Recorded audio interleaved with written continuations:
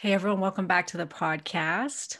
So if you've been listening to me for a while, you know that I don't drink. Now, many of you may not know why I don't drink. Well, Karen here had her first alcoholic drink at the ripe old age of 13, which started my 20-year horrible journey through alcoholism and drug abuse. The 13-year-old me was stealing hard liquor out of her parents' cabinet on a weekly basis. I can clearly remember in grade 9, sitting in the staircase off of the side of a park and drinking Jack Daniel's whiskey straight out of the bottle, which, I could not do any other time past that day, but I was not a hard liquor drinker when it came to that kind of, I could never drink whiskey, but in grade 9, you just took whatever you could find or get. And the alcohol itself became a massive part of my life, and not in a good way. I drank solid through all of high school. I did all the drugs that were available to me at that time. Upon graduation, I traveled around the world drinking on a daily basis. I was a bartender, a waitress. All of my friends were alcoholics. The party was happening every single day. And alcohol did not like me. I did not do well with alcohol. I wasn't somebody that would pass out. My body would actually stop me from drinking before that happened. But I would get so sick from it that I would spend the day in bed sometimes, at least once or twice a month, where I would vomit from 6 o'clock in the morning till 6 o'clock at night without stopping. And then 2 days later, I would go out and get drunk again. So as many of you know, quitting alcohol is very challenging. And from the time I decided that I wanted to quit, it took me years before I finally could do it. And I wish back then that I had come across my speaker today, which is Annie Grace. Now, she wrote this amazing book called This Naked Mind. Annie Grace is the author of This Naked Mind. Control alcohol, find freedom, discover happiness, and change your life in the alcohol experiment, a 30-day alcohol-free challenge to interrupt your habits and help you take control. She grew up outside Aspen, Colorado in a one-room log cabin without running water or electricity. Having discovered a passion for marketing, Annie Grace earned a Master's of Science and dove into corporate life. As the youngest vice president in a multinational company at the age of 26, her drinking career began in earnest. At 35, in a global C-level marketing role, she was responsible for marketing in 28 countries. She was drinking almost 2 bottles of wine at night, knowing she needed a change, but unwilling to submit to a life of deprivation and stigma. Annie Grace embarked on a journey to painlessly gain control of alcohol. For her, that process resulted in no longer wanting to drink. Never happier, she left her executive role to write and share This Naked Mind with the world. In her free time, she loves to ski, travel 26 countries and counting, and enjoy her beautiful family. Annie Grace lives with her husband and 3 children in the Colorado mountains. So welcome, Annie Grace. Oh, thank you. I'm so happy to be here. Yes. Now, unlike you, I started very early, but it was a challenge, and it was a challenge for me to stop drinking. And I have to say, I called my sister yesterday after I finished reading your book, and my sister, everyone that's listening, was the one that introduced me to Annie Grace. And I said, I don't know how anybody could read this book and still keep drinking. That's how powerful it is. Unbelievable. Yeah, I made that joke with some of my friends when I first wrote it, and someone had read it. Okay, so we were in this big group of friends, 4 different couples, and we'd all had babies at the same time. We actually all met at our, baby class or whatever. All the moms met, and then we brought in the husbands, and we all had babies at the same time. They were all literally within a week of each other. And so we spent a lot of time with these 4 different families, plus ours, so 5 different families, and a lot of drinking time. They were probably my heaviest drinking buddies. And I remember a point in time when one of them, I had put the book, like it was just the first draft. And I was like, hey, you guys, if anybody wants to read this. And one of them read it, and he stopped drinking. And then he started telling everybody, well, if you like to drink, you better not read the book. Don't read it. And so then still to this day, like they have this idea. They're like, I'm not going to read your book because I like drinking too much. I know it's going to make me not want to drink. I'm like, okay, whatever you want to do. That was so true. Funny. I haven't read a lot of addiction books. I've seen addiction counselors and I've read a little bit, but mine, as you taught me, was spontaneous sobriety when it finally did happen. But we'll talk about what that is. But it's revolutionary what you talk about and how you present the information, where a person cannot read it without going, oh, you cannot lie to yourself anymore when you read your book. That's what it is. Yeah. And there's a lot of lying going on to ourselves, a lot of denial. Yeah, absolutely. And I think that it's not scary though. It's not like, I feel like there's so many messages coming at us, like, just about the dangers. And the truth is we know all that stuff. We know, I mean, that's the conversation I was having in my own head. I'm sure you were having in your head of like, oh my gosh, when is this going to like hit the fan? Like, how is this going to happen? My health, my wellness, all of this stuff. Don't I care about anybody else? And so all of this dialogue happening in your head, because we know that it's dangerous, right? We see the evidence. We throw up when we drink too much. Like we see this evidence. And so actually I didn't want a book that just, made you more afraid, because I think that actually creates this stress response where we get afraid. We don't know how to change or how to fix our drinking or even where to start. And so when we hear scary information, we actually, all it makes us do is become stressed out. And then we want to drink more. Yeah, because exactly. What do we do as drinkers when we're stressed? We drink. So it's kind of the opposite of that. It's really eye-opening, but I would say 100% empowering information, like not your fault. This is what's happening in your brain. You're doing the best you could with the tools you have. Let yourself off the hook. Let's just examine this as if we were going to examine the side effects in a bottle of over-the-counter pain reliever. Let's just educate ourselves. Yeah. Not from a browbeating, you must change sort of perspective, which I don't think is effective anyway. No. So tell us your story, like how, I think you have a story that so many women can relate to, whether right now or maybe they've quit drinking, but your story is so common, which is you're this mother thinking that you've got everything under control. So what happened? So interestingly, I think I actually had my first drink. I didn't think of it much until you said it, because it was kind of a non-issue around the age of 12, which we were all in some natural hot springs. We had gone hiking with my cousins and their dad, and someone was passing around this water bottle, and I had a sip of it, and it was spiked orange juice, and it just tasted horrible. I was like, what is wrong with the orange juice? And then they all snickered or whatever. And so I had like a sip of that spiked orange juice, but then I was just like, oh, that tastes gross. Why would you do that? And so, I may have had a few drinks here and there in high school and college, but not a lot. I don't ever remember being particularly drawn to it or having it be the point of anything. It was just kind of there. And I don't remember, like, I didn't do a lot of it. I just wasn't, it wasn't a thing. It wasn't happening. And then I moved to New York City. My husband and I got married when I was 26. And within a week, we went on our honeymoon immediately. And then we got in the car and drove to New York City from Colorado, where I'm from. He had gotten a job at an investment bank. And so we drove across the country. I quickly got a job at a bank as well. And I remember the first day on the job, they said, hey, it's a new girl. We're going to take you out for drinks. And so we went to this hotel, and I didn't know what to order. And I was looking at the menu, and I'm like, oh, like I was totally out of my element in so many ways. And, but I'd watched some Sex and the City. So I said, oh, I'll order a Cosmopolitan, which was just so exposing how out of my element I was, because nobody was actually, drinking like Cosmopolitans after work. Anyway, it's just funny.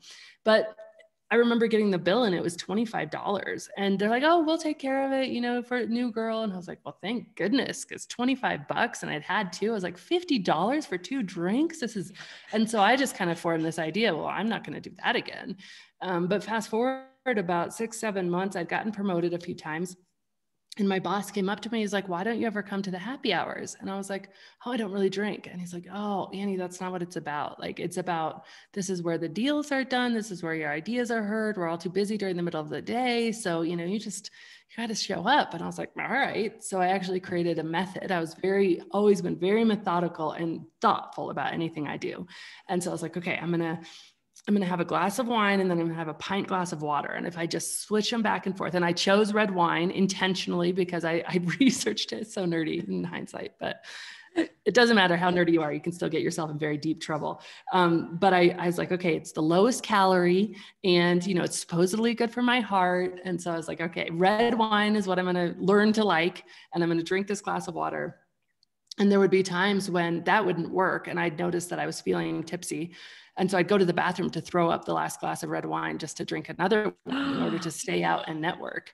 And I was so passionate about like networking and fitting in the career and all this stuff that I was like, made it my thing. But, you know, alcohol does what alcohol does. And it ended up being that just happy hours and drinking on work trips. I would walk in my house and I'd see my running shoes, which was my go-to for relieving stress. And I'd see, you know, the bodega down the street, and I'd be like, just go buy a bottle of wine. That's easier. And then I'd sit and watch, you know, TV with my glass of wine, waiting for my husband to come home.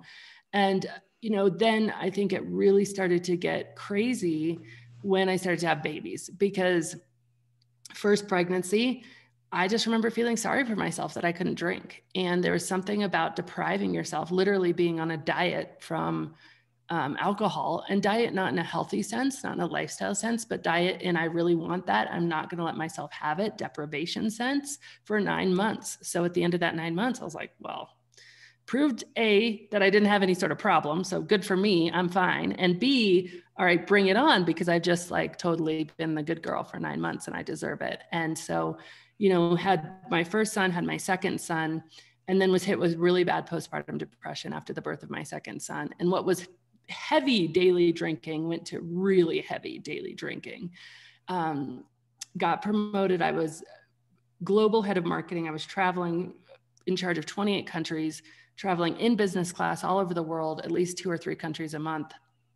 Had these 2 young boys at home, and was just dulling the pain of the depression and traveling and feeling, you know, like I was lonely, all of it, and really ended up drinking up to 2 bottles of wine a night.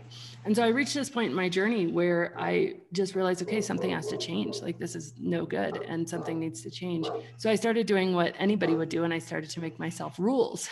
And those rules were like, okay, I'm drink until Thursday or Friday, only on the weekends, or I'm only going to have 2 glasses of wine a night, or whatever the case was.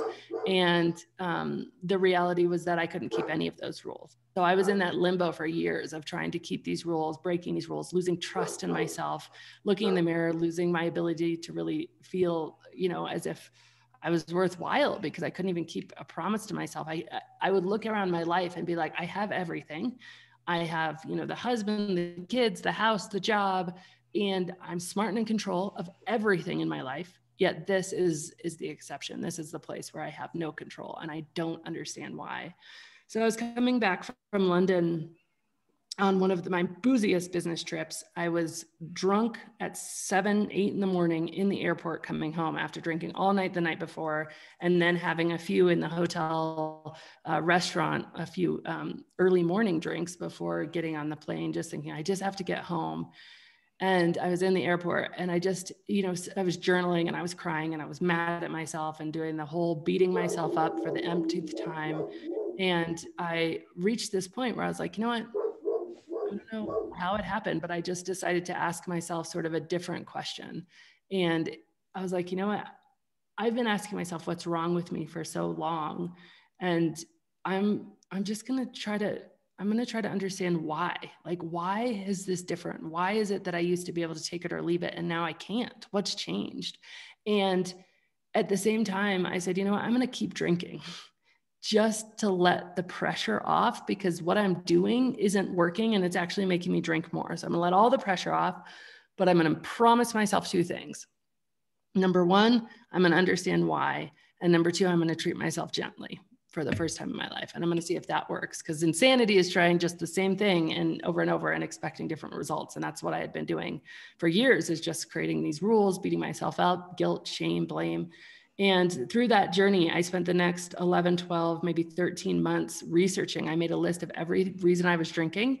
And I just started looking at, started downloading and buying scientific studies about alcohol to say, does it really do this? Does it really do that? How does it make this happen? What happens here? And it was just like this string that I kept pulling and like revealing more and more fascinating information. And to the point where after that period of time, you know, much like you said about reading the book, I just kind of was like, oh my gosh, I don't want to do that anymore. I have no desire to drink anymore. Like now that you can't really in good conscience, you know, say, I'm going to drink this glass of wine for stress, and know that actually it's going to make you, you know, release cortisol in the body, make you more stressed. And so I told my husband, I was like, if you want to get drunk with me again, ever, tonight's the night. Cause I think after this, I'm done drinking. And we split a bottle of wine, and that was really it. And so then I had all this great information. I had no intention of quitting my job or doing this full time, but I just put it out as a PDF online, just because I wanted to share it with other people. I thought it was great information. And I started getting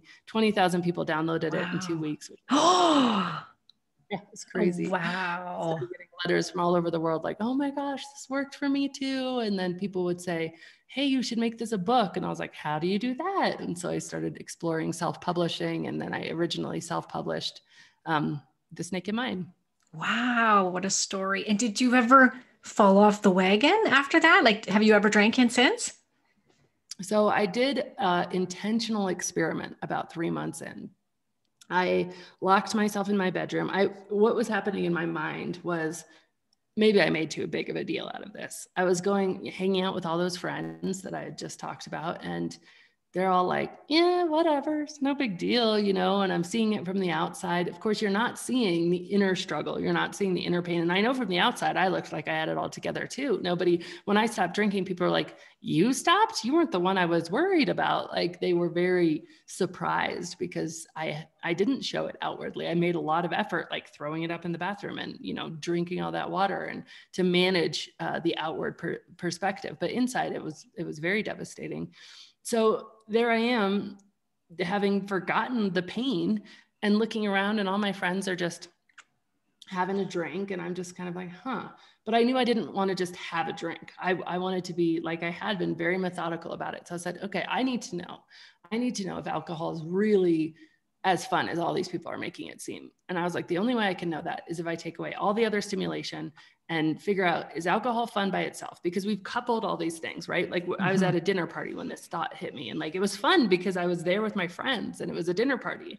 And of course it's less fun if you have this thought that, oh, I'm poor me, I can't have a drink. That makes it much less fun. But without that thought, I would have been having a great time. I know now, but at the time I was like, no, it's the alcohol that makes it fun. And so I was like, I have to figure out if that's true. And so I locked myself in my bedroom with 2 bottles of wine and my iPhone to record myself, because I really wanted to know the truth. And I proceeded to get drunk. I only got through 1 bottle of wine before I ended up throwing up, because I'd lost all my tolerance. And I couldn't watch the videos for years, but I did eventually watch them. But I woke up the next morning, and actually I have a free online challenge. That video, I edited it down to 15 minutes, and it's included on like day 28, just to, you know, share my own experience of this. But I woke up the next morning and it was like, no, there was nothing in there that was fun. I mean, I remember it made the room a little bit fuzzy. It made the edges not as clear. But then in the video, you can see like bright, you know, vibrant eyes kind of like transforming into like these like kind of dead, like the light went out. And I start like yelling at my kids when I could hear them, when I hadn't been yelling at my kids before, or yelling at the dog. Like, it was just it's horrible to see yourself drunk. I mean, it's just like horrible. And so I was like, okay, well and so that just was so clarifying for me. And I'm so thankful to have done it. I know it's super unconventional from all the standards, but for me, it was just like so freeing, because from then on, I knew, like, it wouldn't matter how tempted I was or who was pressuring me or in what situation. I was like, no, there's nothing in that bottle that's going to make this experience any better or worse. And, or any better, certainly it would make it worse. And so, yeah, then that was it. So it was, it's over 6 years now. Mm-hmm. Wow. That's amazing. Do you suggest that people do that? Videotape themselves? Very cautiously with a lot of parameters. Like I was, people knew that, like, it's in the book that I talk about this experience. And, and people would, the mind is funny. The mind wants to give you an excuse. And so I had a free Facebook group early days. And what I started to notice is people were like, well, I did the experiment last night. They had had no break before. They were just drinking. And then they were considering one of their nights out on the town the experiment. And I'm like, no, that doesn't work at all, because not only alcohol works that you actually create a need for it as you drink. So it's almost like you are, what's the best way to describe it? The alcohol that's leaving your body creates a desire for the next drink. And so if you have not been drinking, you don't have that. But quenching that desire, much like if you quench thirst, it feels really good. But if you're not thirsty to begin with, drinking water doesn't feel all that good, right? It's the same idea. So when somebody is drinking every day and then they try this experiment, of course, it's going to feel better than as if they hadn't been drinking for 30, 45 days, and then they try it. So you really can't do it unless you've had a substantial break. And then the other mistake people make with it is they do it in a situation that's fun anyway. Yeah. And so you never decouple. So I tried the experiment out at the bar with my friends last night, and I filmed myself in the bathroom a few times. I'm like, yeah, but there's nothing in that experience that's going to give you kind of the information you need, which is, what does it feel like by itself? And so, yeah, it's with humongous caveats. But now that I've been brave enough I'd say it was maybe 2 years ago that I finally got brave enough to share my own video. People they just watch my video, and then that kind of does it they're like, no, oh, I got it. Like they can feel it through me. And so they don't necessarily do it themselves. I felt it through you in that part of the book, because you say you strip away all the fun. You weren't going to do it with friends and tape yourself or at a party because you're having fun. Yeah. Possibly with those people. So you just sat there, drank by yourself, and then asked, like, so was that a good time? Yeah. How fun was that? It's right. Like, not at all, actually. Right.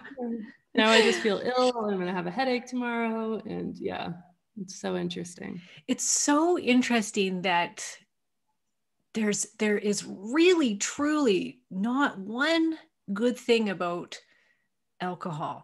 And yet we really believe that there is. And it's just like, you strip it all away. So let's just go through some of those most common reasons why people think that they've got it. Actually, let's start there.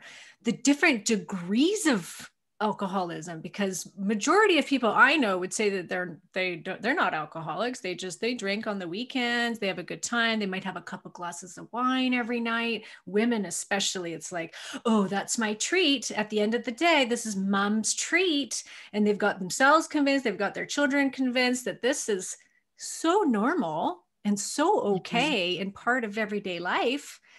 And I'm not the drunk on the side of the road with the paper bag. And we really separate ourselves from what we think is this like hardcore downing the bottle of vodka in the bathroom to, oh, I just have a few glasses of wine every night. So is there a difference?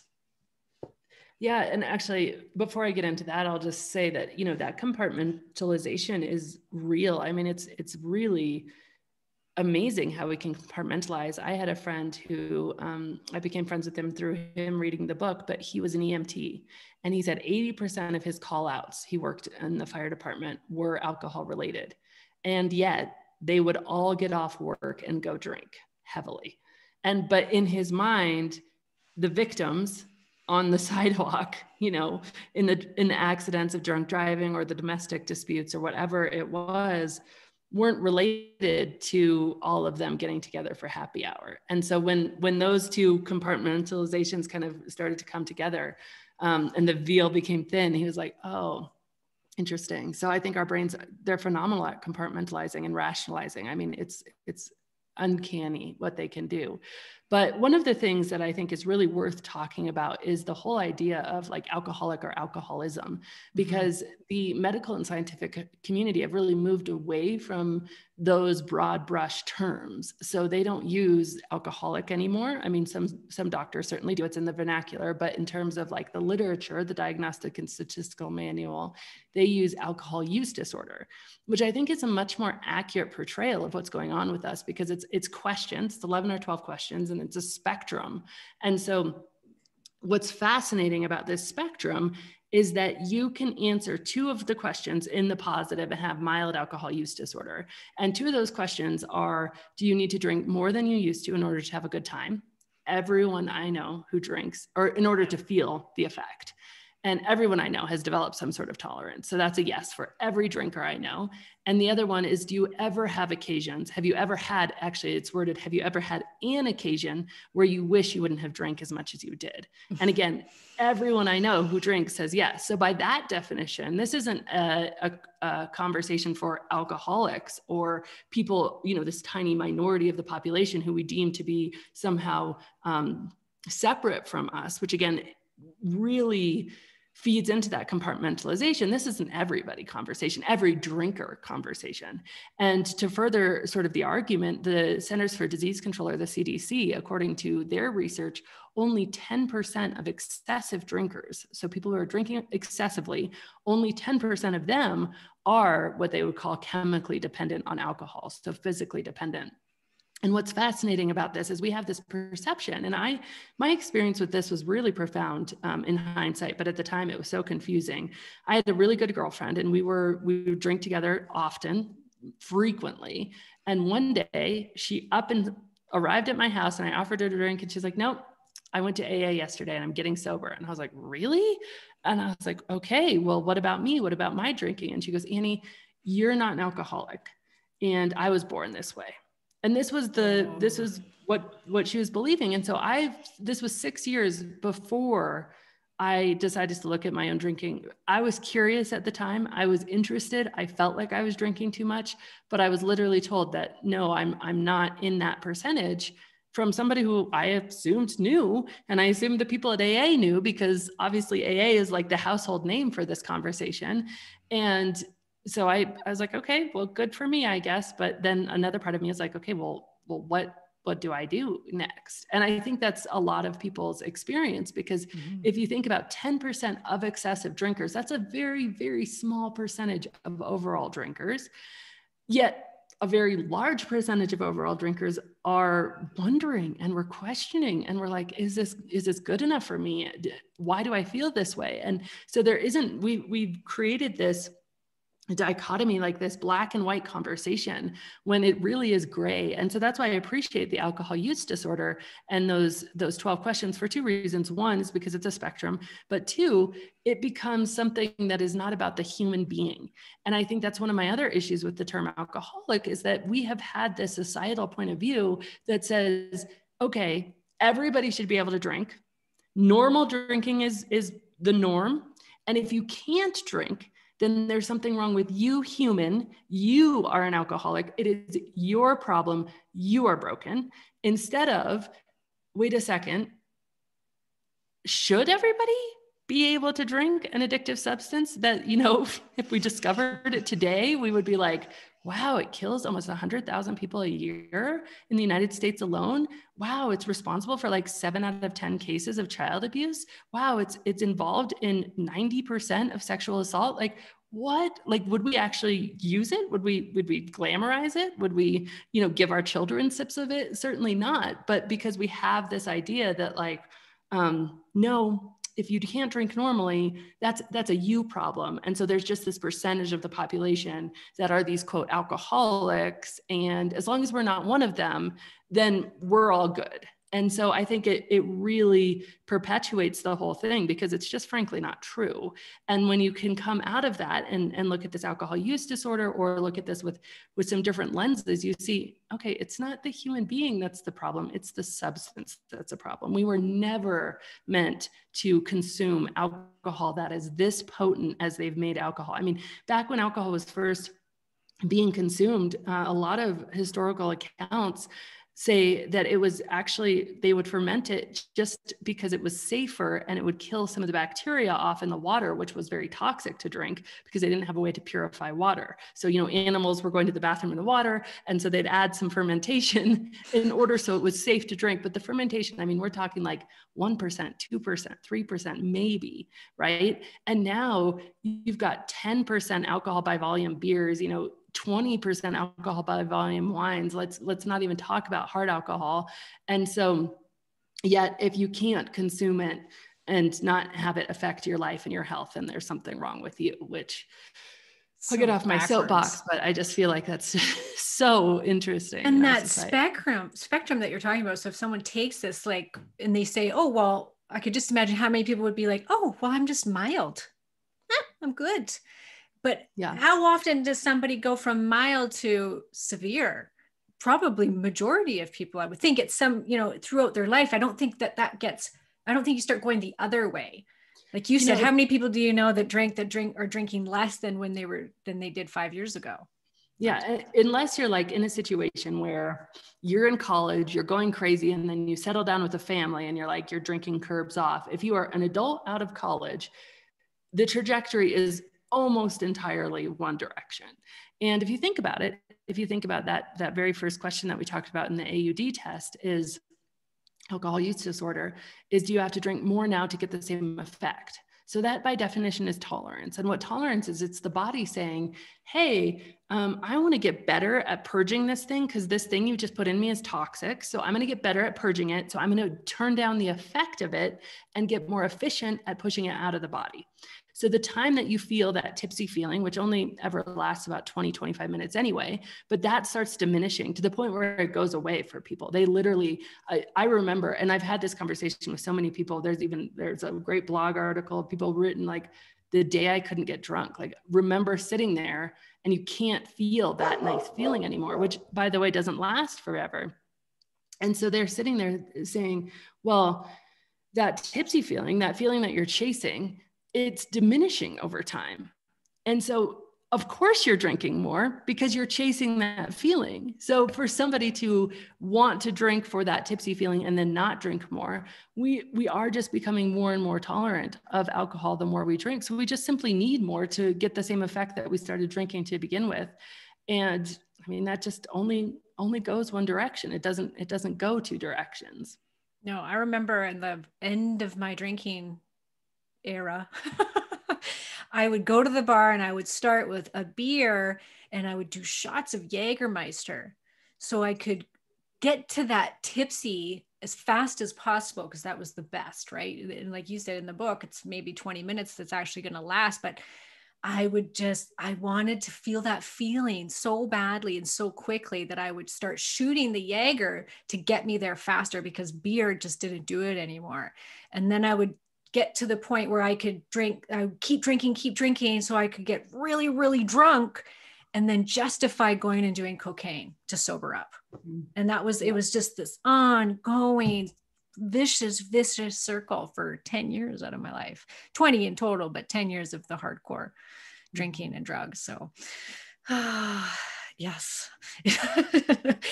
I read a awesome article that somebody posted in my group last week.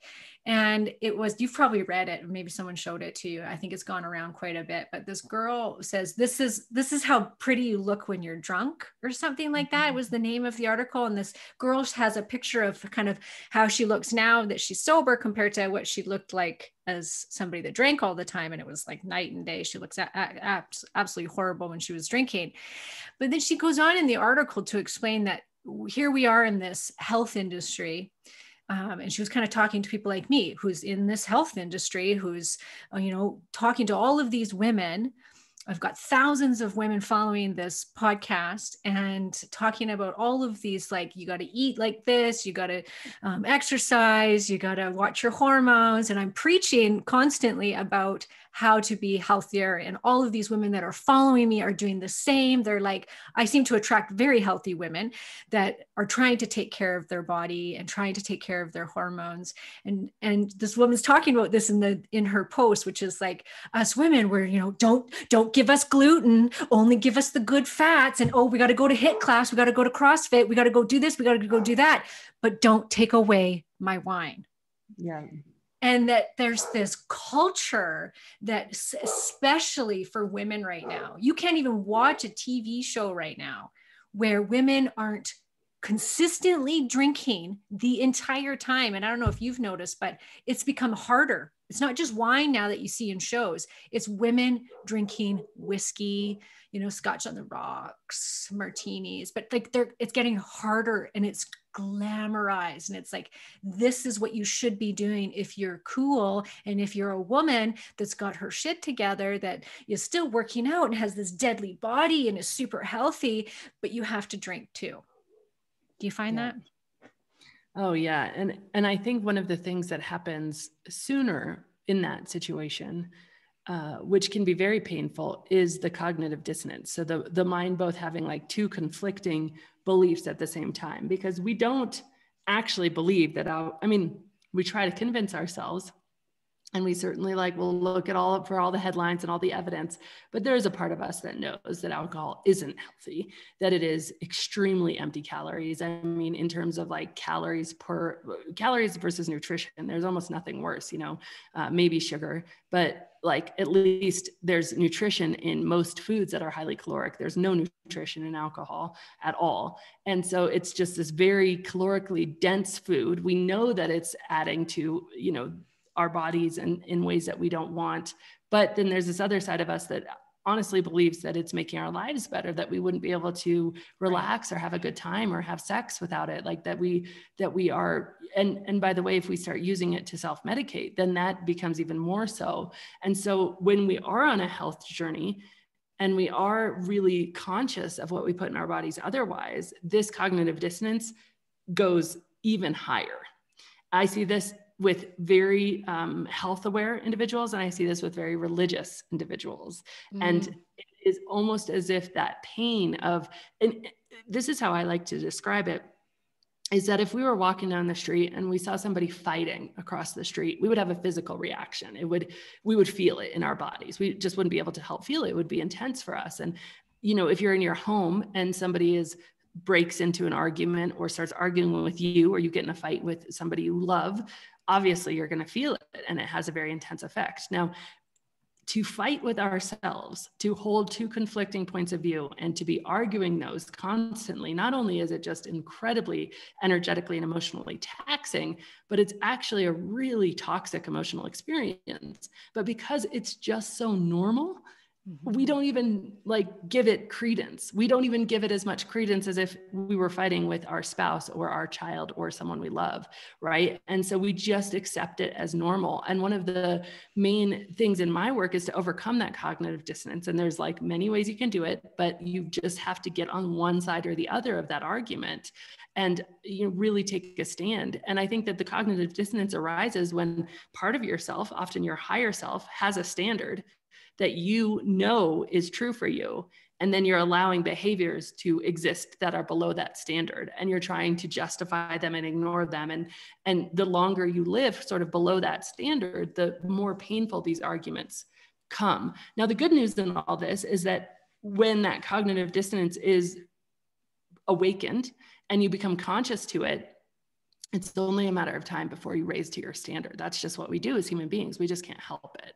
And so it does almost predicate and fuel the conversation and the awareness that you need to have around drinking and anything else that you're doing that isn't quite to your standard. Because if you just stay asleep to it, which you could easily do if you weren't, so conscious of what you put in your body. It's much easier to be asleep. If you're just eating, McDonald's all the time, then you're not going to think twice maybe about the nutritional aspects of a six pack. But if you're very conscious about it, while it can cause more pain in the short term, I actually think it's really a gift, because it moves you to that place of awareness and then change and elevating to the standard you have for yourself sooner, I guess, is how I'd say it. I'd say that that's kind of how it started for me. It was just going against everything that I stood for. Even through all my drinking times, I was still very health conscious, very spiritual. I was always working on myself.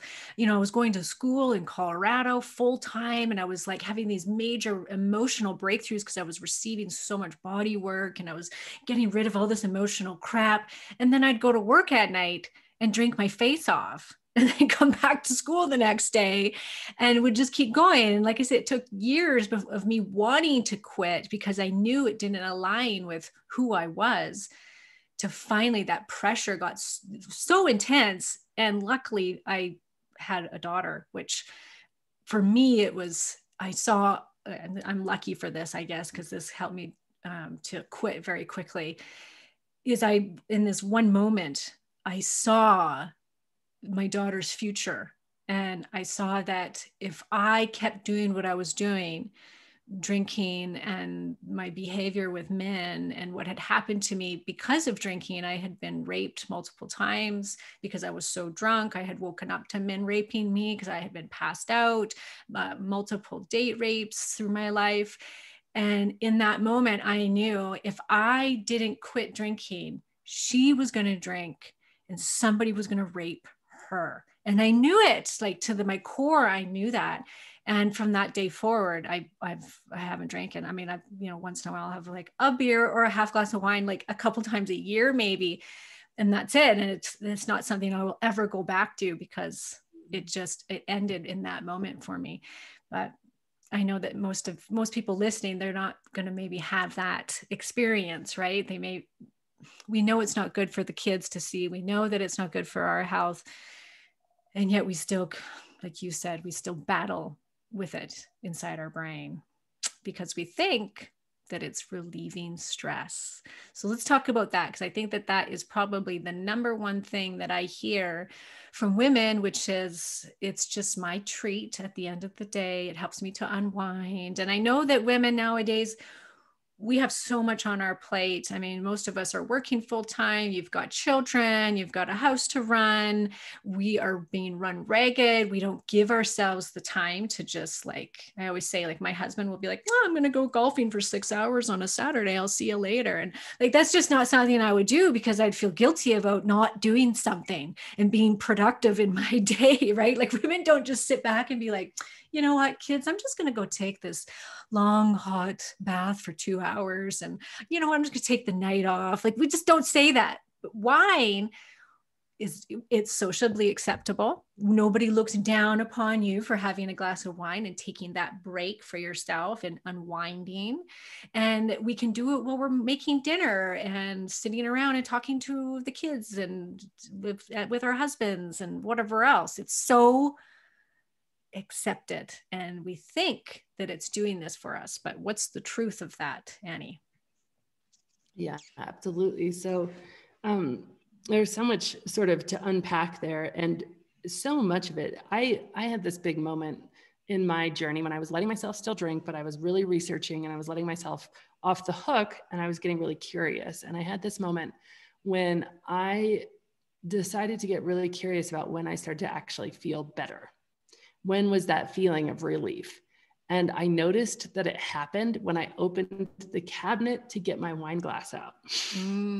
Right. Not even the drink itself. Okay.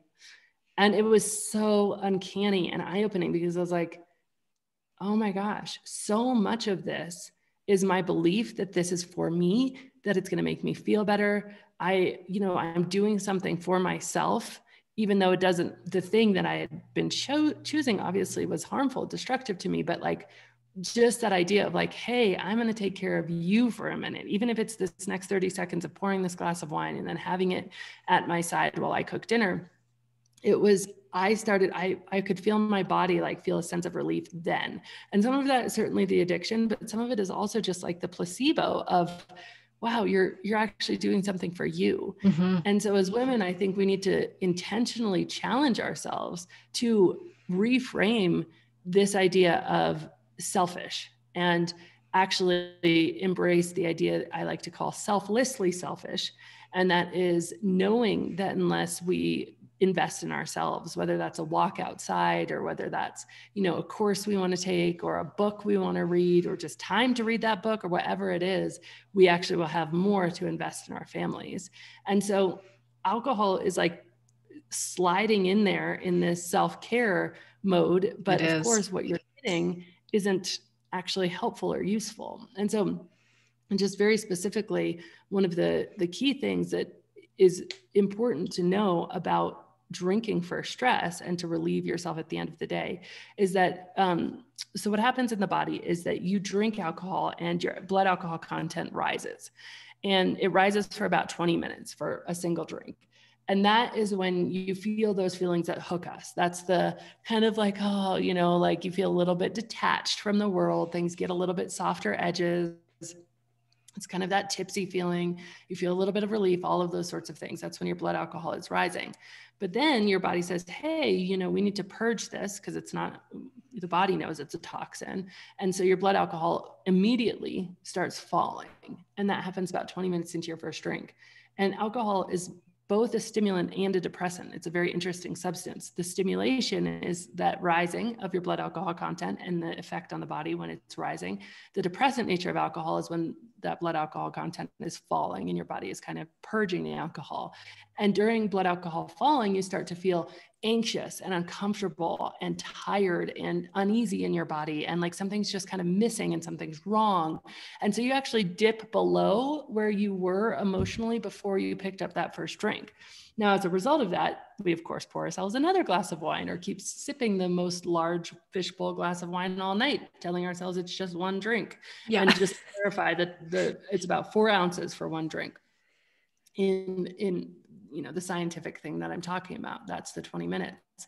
And so we're chasing that initial feeling. Now, it never comes back in the same way. It just doesn't. That's not how it works. And eventually we get to a point where we cross over the threshold of there's no pleasant feelings at all. And we're kind of the weepy, angry, or hungover. Usually we don't have a lot of recollection of this because it also erases your memory. So we wake up the next morning feeling anxious and uncomfortable, but we don't exactly know why.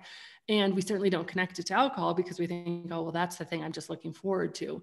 But on the chart, when your blood alcohol is rising for that 20 minutes, and it turns over, say you were just going to have one drink and try this out. So you have one drink, you feel good for about 20 minutes, then you feel fine, but then it starts to go down and your blood alcohol starts to, lower. That is 2 to 3 hours for that 20-minute drink. So you're really exchanging, if you were just to stick to your one drink, which is what's so funny about like moderating is that it's really hard. You're trading 20 minutes of feeling slightly better than you were before for 2 to 3 hours of feeling significantly worse than you were before that first drink. And so knowing that, and how it does that is in response to the drink, your body releases cortisol and adrenaline, which cortisol is the stress hormone. So you are actually adding in stress. And so when you know stuff like that, it becomes very hard to be like, no, this is exactly what I need. But you can't take it away, I believe, without replacing it with other stuff, without becoming really conscious of like, I encourage people to make a list of all the things they used to like to do when they were 10 or 12 years old. Be like, okay, I'm going to make time for myself to do this. Like for me, I love painting.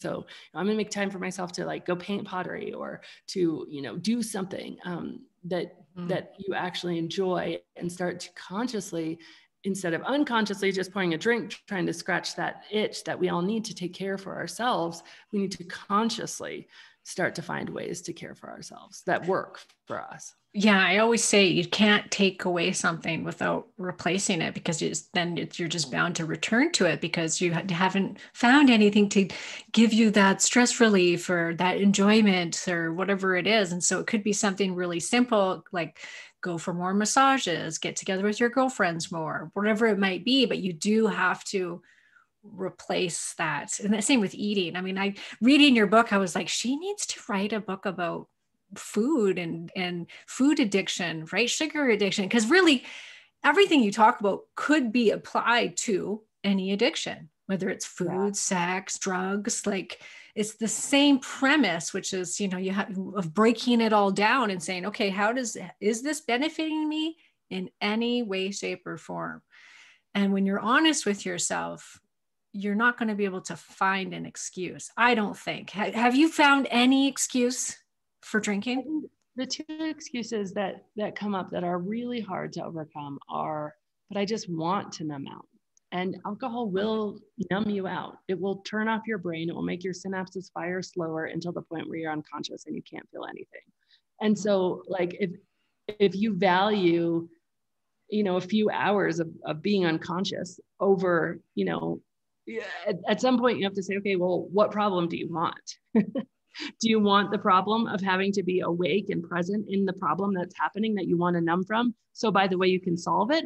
Or do you want the problem of picking up the pieces the next day and having nothing solved?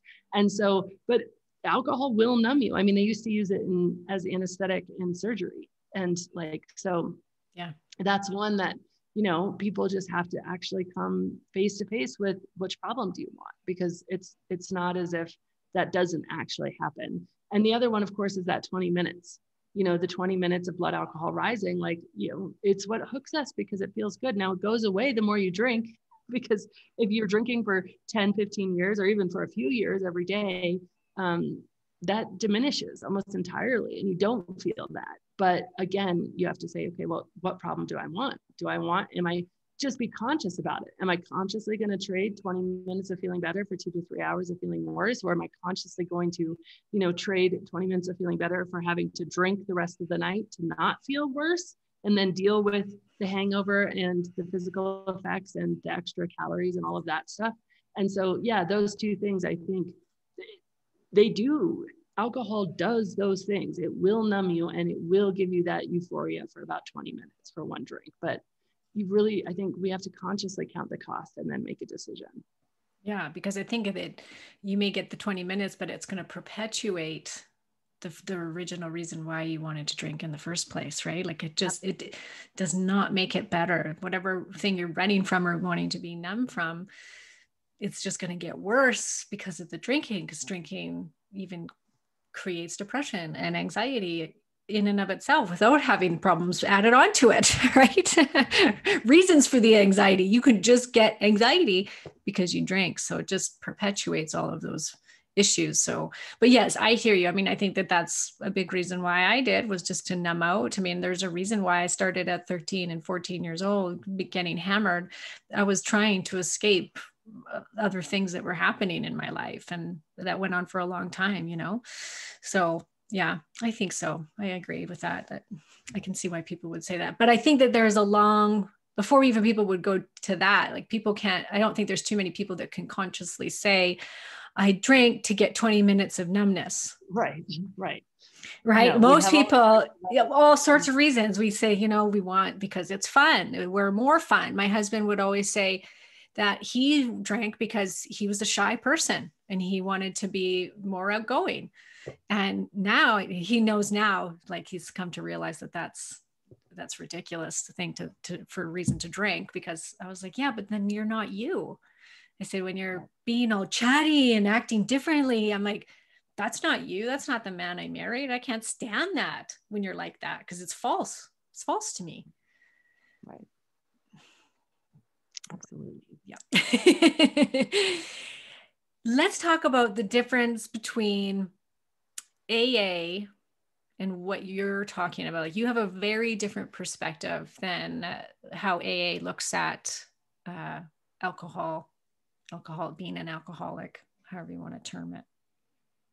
So I didn't have a lot of experience with AA in my own life. But when I had my own journey and then people were feeding back to me and saying, oh my gosh, you need to make this a book. A lot of people were writing back about AA specifically and how they, had felt going through it, and some very positive, some very negative, and the whole kind of gamut. So I researched it and I was like, okay, well, what is the premise? And one of the things that I realized during my research is that a lot of the premise came from this admission by a man named Dr. Silkworth to Bill Wilson, who's the founder of Alcoholics Anonymous, that the alcoholic was in fact different than other human beings, that they had something wrong with them and they purported it to be an allergy, and that prevented them from drinking like normal people. And of course, we now know, 90 years later, that there are an infinitesimal percentage of the population that's actually allergic to alcohol, but they break out in hives. Like they don't break out in drunk. And by the way, then if we're allergic to something, it means we have to stay away from it. But the people who are, quote, allergic to alcohol are the ones drinking more of it than anyone else. Mm-hmm. So the allergy argument, we just know is false. And that didn't make any sense, but it kicked off this belief that alcoholics are somehow flawed and different. And the issue with alcohol is not with the alcohol. The issue with alcohol is with the human beings that can't handle alcohol like they should be able to handle it. Yeah. And that, for me, as much good as AA does, there's no other program that you can find a meeting anywhere and you can find community, and all of those things are so beautiful. Mm-hmm. But that premise is very harmful in our society. I think it's that premise that allows alcohol a free pass, because we think, well, if I'm not an alcoholic, then I don't really have to consider this. I don't even need to know the side effects of alcohol, because somehow if I'm not an alcoholic, my body just doesn't react in the same way. But alcohol is ethanol. It's what you put in your gas tank. So to test it like from that perspective, without considering it, it really does give alcohol a free pass in our society, which I think is really tragic. It really is. Can you just briefly talk about the difference between alcohol, heroin, cocaine, and the detriment that it's causing people? So there was a study done. There's a few studies done, but one I'll touch on. Both of them had the same conclusion, by the way. Was this study called the MOE study, the margin of exposure approach. And basically what they did is they measured the harm toward the individual and toward society for all sorts of drugs, and they gave them all a score. And alcohol was the most harmful drug. And this was in 2 different independent studies, that it was across the board, 100% based on how often people drink. It may not be the most addictive drug. I think heroin won for the most addictive drug in terms of trying it once and then developing a dependence to it. But in terms of overall harm to the body and overall harm to society, because of how much we drink and how socially accepted it is, there's no doubt whatsoever that alcohol is the most harmful drug. However, we don't even look at it as if it's a drug. We say alcohol and drugs, and we separate it out, which is, again, it's just, if I had a wish, it would be, I don't need people to stop drinking. I don't need people to, ban alcohol. I certainly don't think prohibition or something like that would work. I would just wish that as individuals, we would be given the information that is true, as if we're given the information. Like, you watch a pharmaceutical commercial and there's half the commercial is all of the side effects and what to watch out for. And you don't even have to put any disclosure on a bottle of alcohol. You can just say, drink responsibly, which again says that the human is the problem, not the alcohol. It doesn't say warning. Will cause addiction. And if consumed, anything like that. I just want us to be able to at least know what we're putting in our bodies. And if we make the choice, like some people make the choice to skydive, but they know that they're jumping out of a plane. It's almost like we're making this dangerous choice without the knowledge. And I think in my own journey, that was one of the things when I started to learn everything that I've learned that was so frustrating to me. It was just like, why didn't anybody tell me? Like, why isn't anybody saying anything? Like, fine, we can do what we want. We're all grown-ups, we're all adults. Let's all make our own decisions. I'm fully supportive of that. But let's at least provide the knowledge, and specifically, let's try to provide it to our kids, Yeah, because the society is bombarding us with these advertisements and whatever else that's saying, drink, drink, drink. It makes you cool. It makes you popular. It makes the party better, which is all lies. And it's just like, if we could look at cigarette packs in Canada now, we've got all the warnings. They've got the pictures on them of lung cancer. And it's like, why can't we show that alcohol, what it really truly is and does? My my daughter told me the other day, she had a friend sleepover who was, I guess, talking about how her mother's drinking really bothered her. And she, the friend went home and she said, Mom, it really bothers her that her mom drinks so much. And I'm like, well, yeah, what can we do? And she's like, I just want to tell you, Mom, I'm so happy that you don't drink. And later that day, I was reading your book, and she was sitting beside me. And so I said, I just read from your book to her. And I said, you know what, Chase, I said, this is a book that you're going to read one day, because it's going to tell you the truth about alcohol, because you're not going to get it from anywhere else. And she's like, okay. And she's 13. And I think, wow, I was that age when I started to drink. How scary is that?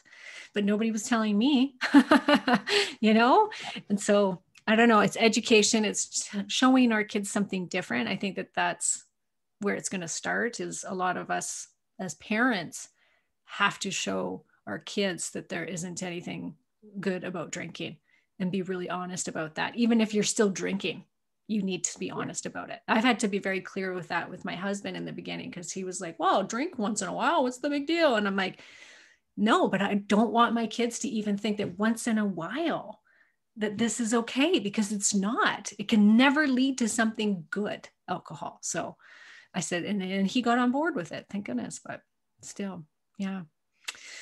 Well, I could just keep going. I just wanted you to tell the whole book to my audience. So you guys, can you please go read the book, even if you don't want to stop drinking? I think it's something that everybody should read. I've been sober for over 10 years, and it was a big eye opener for me. And there was things in your book, Annie, that taught me about my own alcoholism, and just shed some light on so much of what I went through, that I felt like I was so alone feeling those feelings when I quit, and what happened with my circle of friends and my life, and all the things that shifted for me. And you brought light to all of that. You put words on it. You put some definitions on things that I didn't even know, like my spontaneous sobriety. But yeah, it was great. So thank you so much. I love the book. Everybody, be sure to read it. But you also have some other stuff. You've got a great podcast, Instagram, you've got a great group, but you also do a challenge. So you want to talk about what else that you have to offer besides your amazing book? Sure. So yeah, I think the coolest thing that I offer is the free alcohol experiment. So it's free. It's at alcoholexperiment.com, and you join. You don't have to pick your start date right away. There's some pre-work if you feel like you need to decide what you want to do. But then once you start, and I think it's great to go through, even if you are still drinking, from an educational perspective. Every day you would get a video and an email from me about just going a lot deeper in like some of the concepts we talked about today, and really unraveling some of the things that we believe to be true versus what's really true from, again, a very empowered perspective, not scary. But it's, yeah, like I said, it's totally free. It's at alcoholexperiment.com, and it's now on the App Store, which is super exciting. Yeah. And your book too, just so everybody knows, you're so positive in it, which I really appreciate. You're like, you know what? Get excited. Like we think of not drinking as doomsday, like, oh, my life is going to suck without the drink. What am I going to do? How is anything going to be fun anymore? And you definitely, I mean, you talk about the negative things, but you also are very good at being like, this is exciting.